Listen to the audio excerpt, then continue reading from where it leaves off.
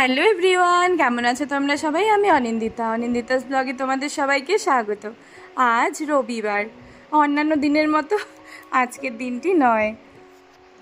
অন্যান্য রবিবার মানে সকালেই বাজার যাওয়া, ভালো কিছু নিয়ে আসা, ভালো মন্দ খাওয়া দাওয়া করা সবাই মিলে একসাথে, কিন্তু সেটা আজকে আর হচ্ছে না। মানে আজকের বাজার টোটালি স্টপ। কারণ কি শুনবে? অনেকেই জানো, অনেকে আবার হয়তো জানো না। আজ একাদশী। একাদশী মানে তো দুই মার বাবা একাদশী পালন করে, তাই আমরা আর আমাদের জন্য আর কোনো কিছু বাজার করিনি। আজ একদমই হালকা পাতলা রান্না হবে। তো চলো, প্রথমেই তো বেগুন ভেজে নিচ্ছি, আর এইদিকে মা আটা মাখছে, সকালে জলখাবার বানানো হবে। আমাদের বাড়িতে সকালে জলখাবার মানে বেশিরভাগ রুটিই হয়। বেগুন ভাজা করা হচ্ছে, আর হচ্ছে আলুর তরকারি। আজকে না আলুর তরকারিটা পাঁচফোড়ন দিয়ে করবো, আমার বেশ ভালো লাগে পাঁচফোড়নের গন্ধ আলুর তরকারিতে। তার আগে চলো বেগুনগুলো ভেজে নিই। নুন হলুদ আর মিষ্টি দিয়েছি মাখার সময়। একটা পাশ তো হয়ে গেছে, তাই উল্টে দিচ্ছি, অন্য পাশটাও ভেজে নিতে হবে এইভাবেই।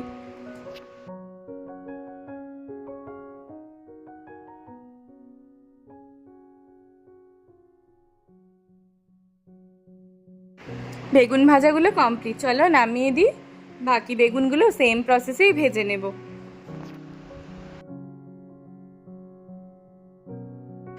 বেগুন ভেজে অনেকটা তেল বেঁচেছিল, ওই তেলেই পাঁচফোড়ন সোমবারা দিয়ে আলুগুলো দিয়ে দিয়েছি। আলুগুলো না কালকেরই কাটা ছিল জানো। কালকে যে ওই ছানার বড়ার তরকারিটা হয়েছিল, তার মধ্যে ফার্স্টে ভেবেছিলাম আলু দেব, তারপর দেখলাম বড়া না অনেকগুলোই হয়েছে, তার জন্য আর আলু দিইনি। একটু শুধু শুধু খেতে ইচ্ছে করছিল। পাঁচফোড়ন দিয়ে আলুর তরকারি কিন্তু আমার হয়েই গেছে। এবার ঘি দিয়ে নামিয়ে দিচ্ছি। একটু মিষ্টি দিয়েছি, এই তরকারিটা না একটু মিষ্টি মিষ্টি ভালোই লাগে।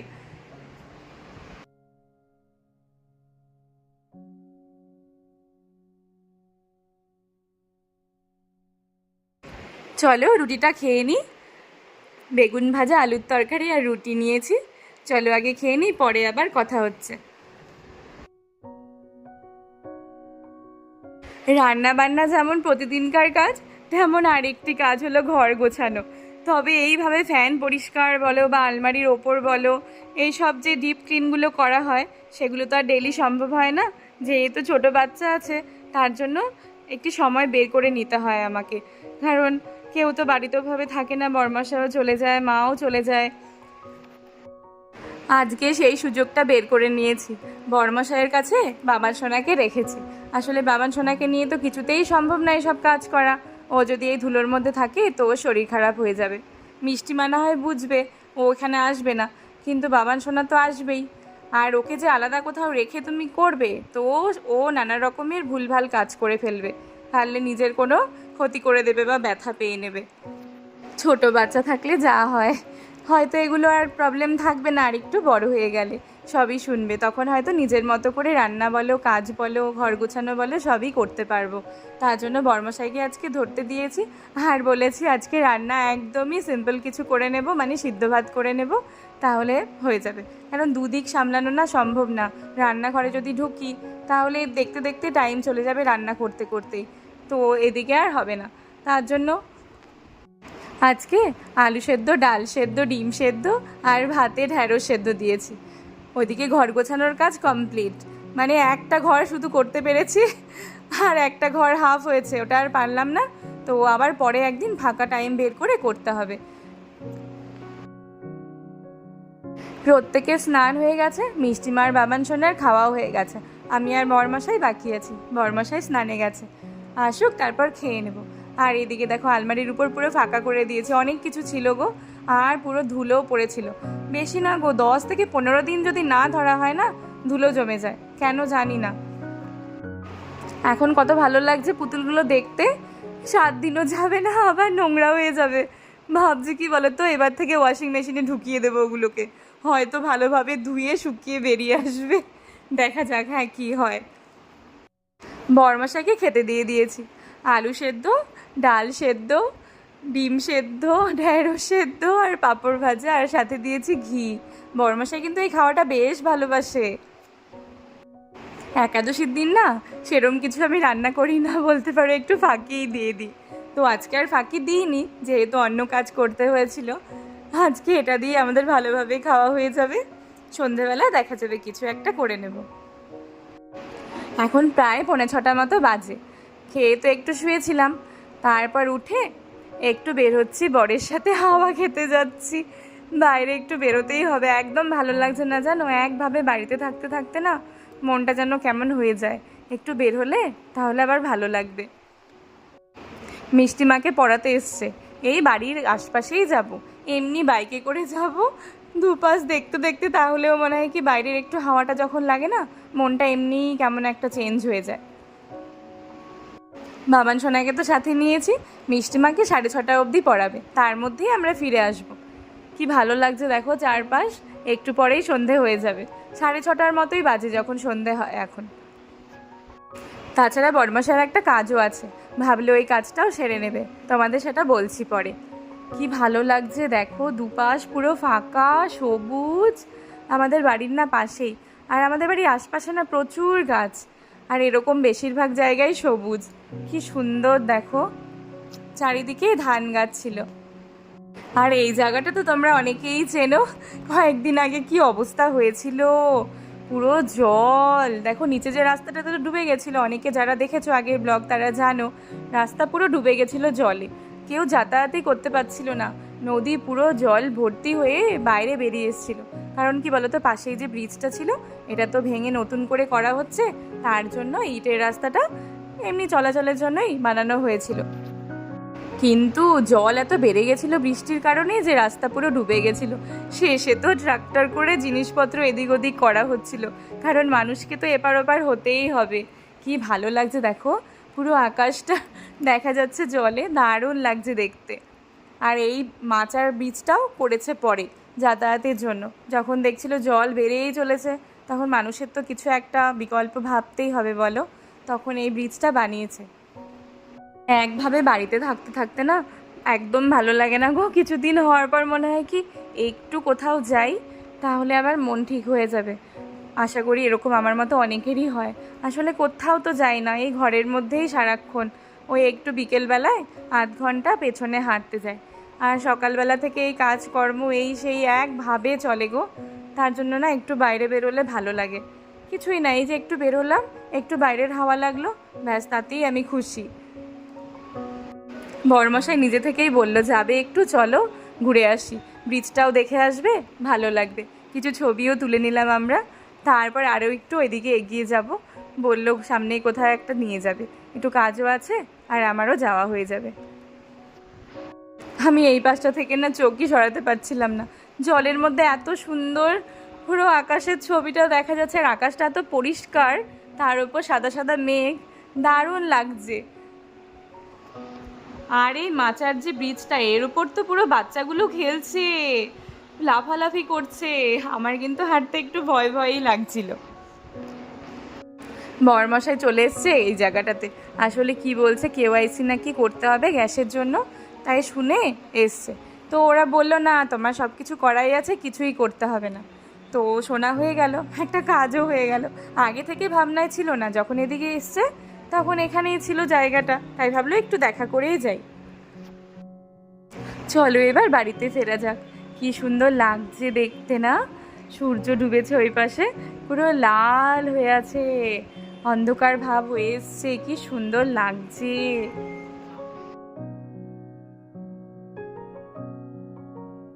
বাড়িতে এসে তো আগে সন্ধে দিয়ে নিলাম, তারপর দেখো কি করতে যাচ্ছে এখন, ম্যাগি বানাবো।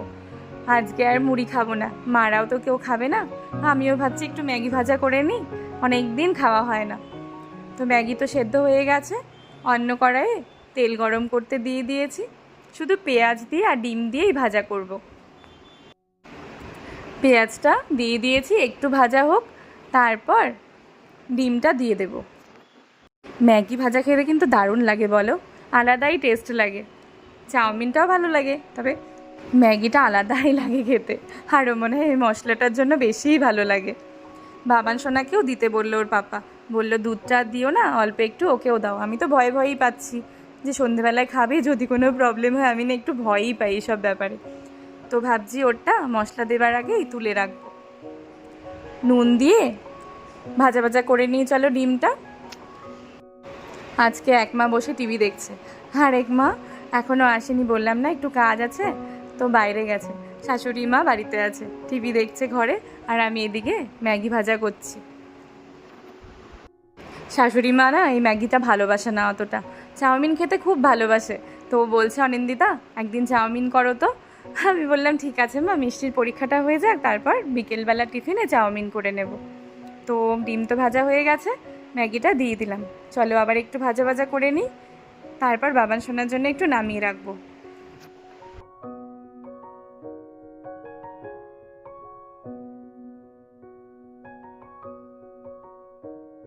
বাবান সোনাটা নামিয়ে এবার মশলাটা দিয়ে দিচ্ছি, তারপর আবার কিছুক্ষণ ভাজা ভাজা করে নামিয়ে ফেলবো। আসলে খুব একটা না এসব খাবার আমি করি না, মানে বাড়িতে হয় না, বড়মশাইও পছন্দ করে না, খেতে ভালোবাসে কিন্তু এই যে ক্ষতি হবে এই ভেবেই অতটা করা হয় না, মুড়িটাই মেনলি হয়। তো মাঝে মাঝে করি, ভালোই লাগে খেতে।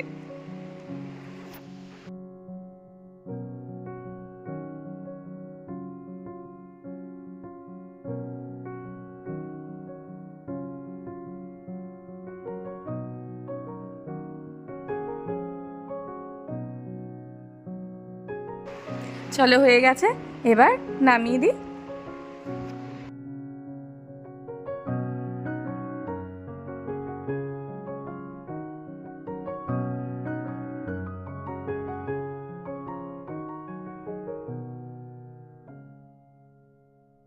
চলো সবাই মিলে খেয়ে নিই।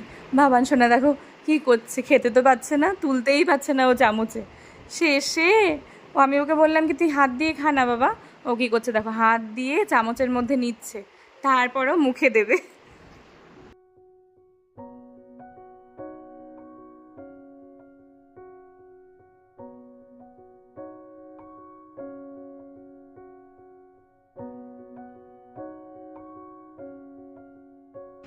মা চলে এসছে, এক মা না আগে চা খেয়েছে, আরেক মা তো খায়নি, এই মাত্র এসছে।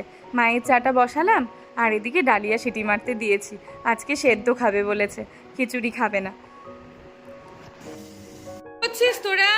এই দেখো ডাক্তার হয়েছে বাবান সোনা, বাবান সোনা দেখো ডাক্তার হয়েছে, ও ট্রিটমেন্ট করছে দিদির। কি হয়েছে দিদির?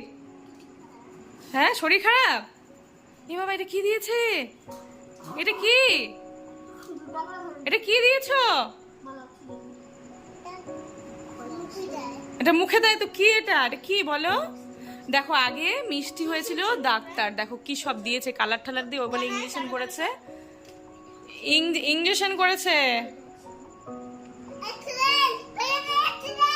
অক্সিজেন নেই, অক্সিজেন বলে। ওই অক্সিজেন, অক্সিজেনটাকে বলছে অক্সিজেন। ও এটা অক্সিজেন, বুঝেছো? ওই যে অক্সিজেন দিয়েছে মিষ্টিকে। দেখো ডাক্তারবাবু, ডাক্তারবাবু বই পুরো ছড়ানো। কি করবি? রক্ত বেরোচ্ছে? এ বাবা রক্ত বেরোচ্ছে গো, এই ফুটো না করে দেয় আবার। এবার সত্যি সত্যি ফুটিয়ে দেবে ও, ঠিক নেই। ও ওষুধ লিখে দিচ্ছে, কি লাগবে? ও ওষুধ লিখে দিল গোল দিয়ে, গোল দিয়ে ওষুধ লিখে দিয়েছে। ঠিক আছে। ডাক্তার নিজেই অক্সিজেন দিয়ে নিয়েছে মুখে। দেখো পেশেন্টকে দেওয়ার আগে ডক্টর আগে টেস্ট করে নিল। এটা কি? এ ফুটো করে দেবে। ইঞ্জেকশন নেবে?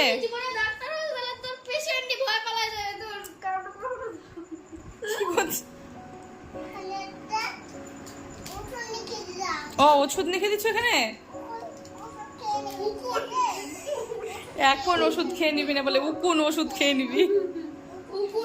ওষুধ দিয়েছ?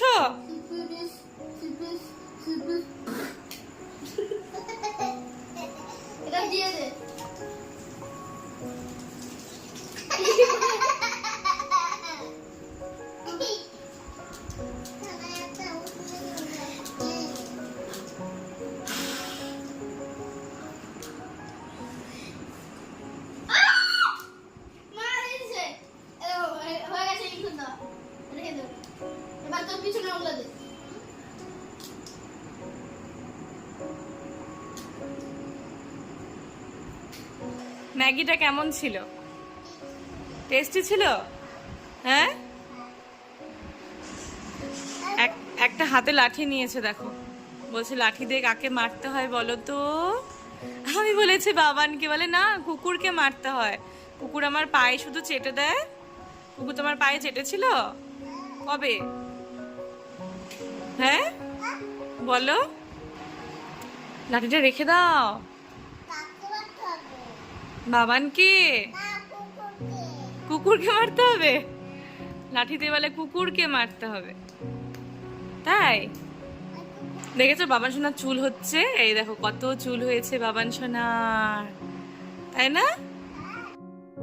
আজকে ব্লগটি এখানেই শেষ করছি। যদি ভালো লেগে থাকে লাইক করো, আর যারা এখনো চ্যানেলটি সাবস্ক্রাইব করনি প্লিজ সাবস্ক্রাইব করে দিও। সবাই খুব ভালো থেকো আর সুস্থ থেকো। দেখা হবে আবার কাল সন্ধ্যে 7টার পর। টাটা।